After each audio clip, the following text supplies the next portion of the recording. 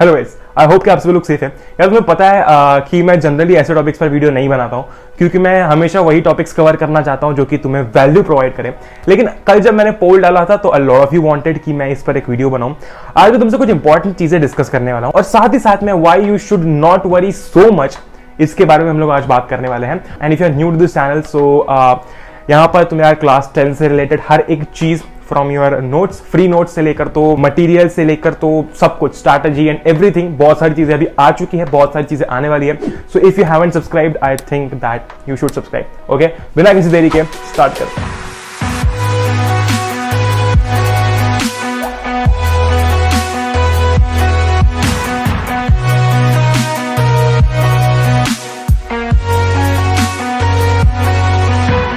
देखो, सबसे पहले मैं कुछ तुम्हें ऑफिशियल जो न्यूज़ है वो शेयर कर देता हूं, उसके बाद में हम लोग कुछ काफी इंपॉर्टेंट बातें करेंगे।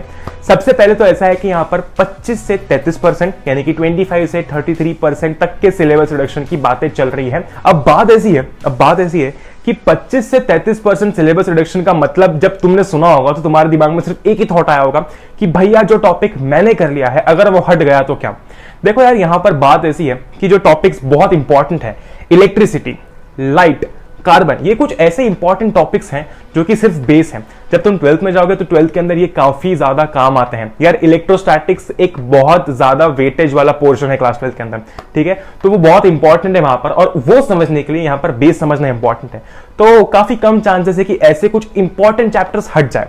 दूसरी बात ऐसी कि ऐसा भी हो सकता है कि पूरा का पूरा चैप्टर न हटे, सिर्फ उसके कुछ टॉपिक्स हट जाए। Now what do I mean by this? यार अगर तुम देखते हो तो इलेक्ट्रिसिटी के अंदर अपना इलेक्ट्रिक पोटेंशियल है, पोटेंशियल डिफरेंस है, रेजिस्टेंस है, ओम्स लॉ है, ये सारे अलग अलग टॉपिक्स हैं और ये सारे टॉपिक्स मिला के एक इलेक्ट्रिसिटी नाम का चैप्टर बनता है। उसी तरीके से ऐसा हो सकता है कि जो चैप्टर्स इतने ज्यादा इतने ज्यादा टफ नहीं है, काफी इजी है, उनमें से कुछ टॉपिक्स हटा दिए जाए या फिर वो चैप्टर हटा दिया जाए। दोनों में से कुछ भी हो सकता है।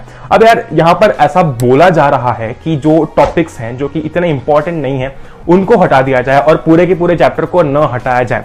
इसका मतलब ऐसा है कि चैप्टर उतने ही रहेंगे, लेकिन हाँ हो सकता है कि उसके जो टॉपिक्स है, बहुत सारे चैप्टर के जो टॉपिक्स है उनको हटा दिया जाए। तो ऐसे करके भी चीजें हो सकती है। अब ये हो सकता है कि तुम्हारे लिए एक अच्छी बात हो क्योंकि शायद तुमने काफी सारे चैप्टर्स कवर कर लिए हो और तुम ये नहीं चाहते हो कि ये टॉपिक्स हटे। अभी आगे मैं थोड़ी सी इस पर भी बात करता हूं। उसके बाद में बात हो रही है कि 50% जो आपका पेपर होगा उसमें एमसीक्यूज होंगे, यानी कि जो मान लेते हैं कि 70 मार्क्स का पेपर है तो 35 मार्क्स के ऊपर थ्योरी पोर्शन होगा और 35 मार्क्स के ऊपर एमसीक्यूज होंगे। अगर हम लोग बात करते हैं कि 70 मार्क्स का पेपर होता है तो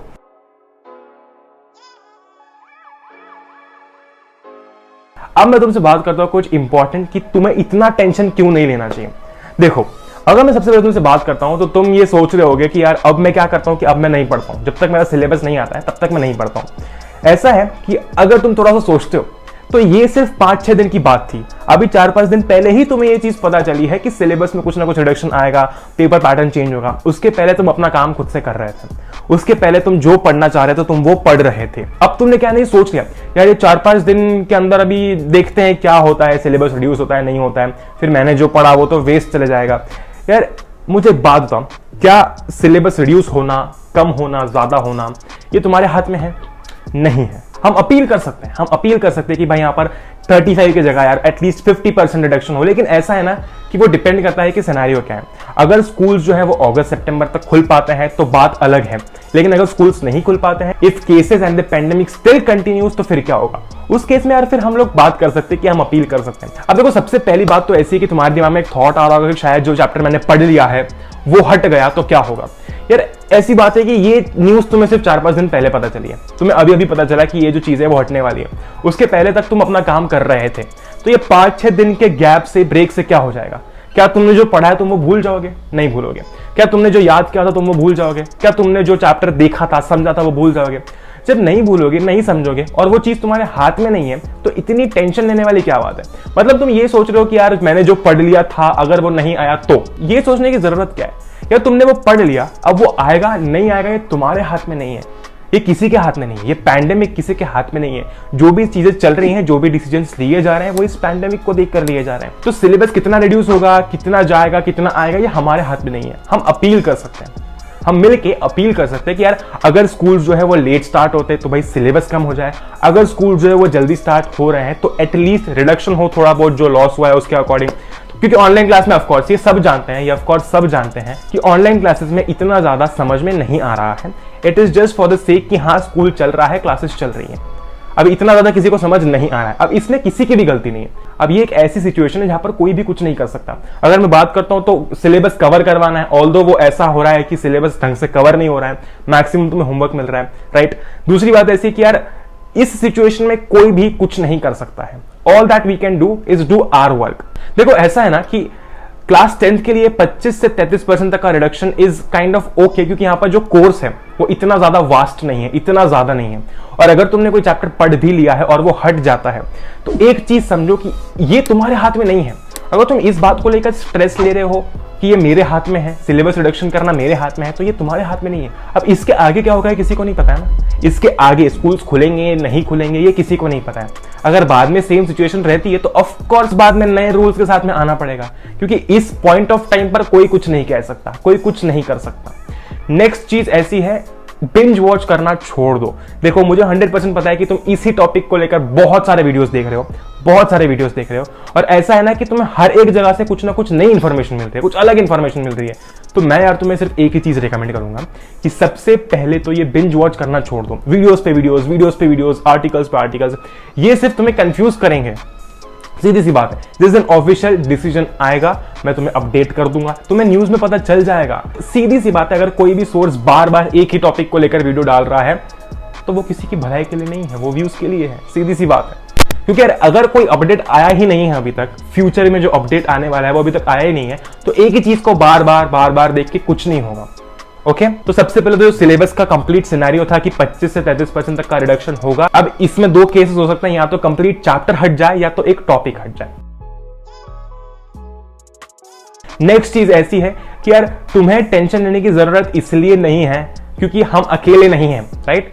हमारे साथ में बहुत सारे लोग हैं। यहां पर अगर मैं बात करता कि मैं अकेला एग्जाम दे रहा हूं तो बात अलग थी।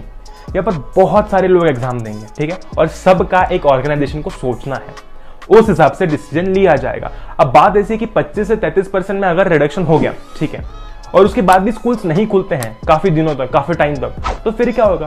फिर कहीं ना कहीं यार वापस से चेंजेस लाने पड़ेंगे। तो ये जो चीज हमारे हाथ में नहीं है उस पर तुम टेंशन लेना छोड़ दो। अब मैंने तुम्हें बताया यार कि आर एनवायरमेंट जो है, उसके बाद फिर सोर्सेज ऑफ एनर्जी वगैरह जो है, मैनेजमेंट ऑफ नेचुरल रिसोर्सेज, ये कुछ ऐसे छोटे छोटे चैप्टर्स हैं जो कि अगर हट भी जाते तो कोई फर्क नहीं पड़ेगा। और अगर ये नहीं भी हटते तो इसमें से कुछ टॉपिक्स अगर हटा भी दिए गए, इस चैप्टर में से कुछ टॉपिक्स हटा दिए गए, तो भी कोई चिंता वाली बात अपने लिए नहीं होगी। तो सबसे पहले तो अपन टेंशन नहीं लेंगे।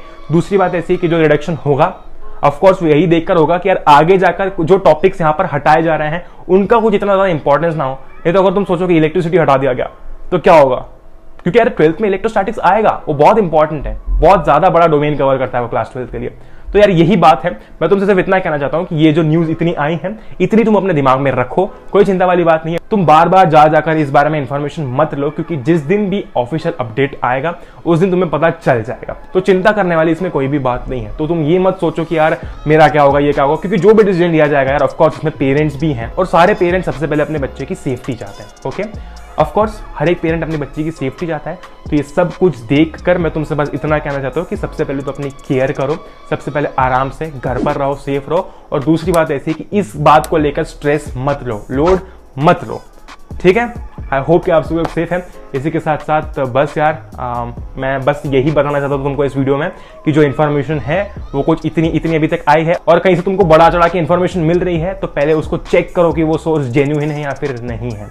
ओके आई होप कि आप सभी लोग सेफ हैं। एंजॉय करो, स्टे होम, स्टे सेफ। बस यार जय हिंद, वंदे मातरम, we meet in the next one. Till then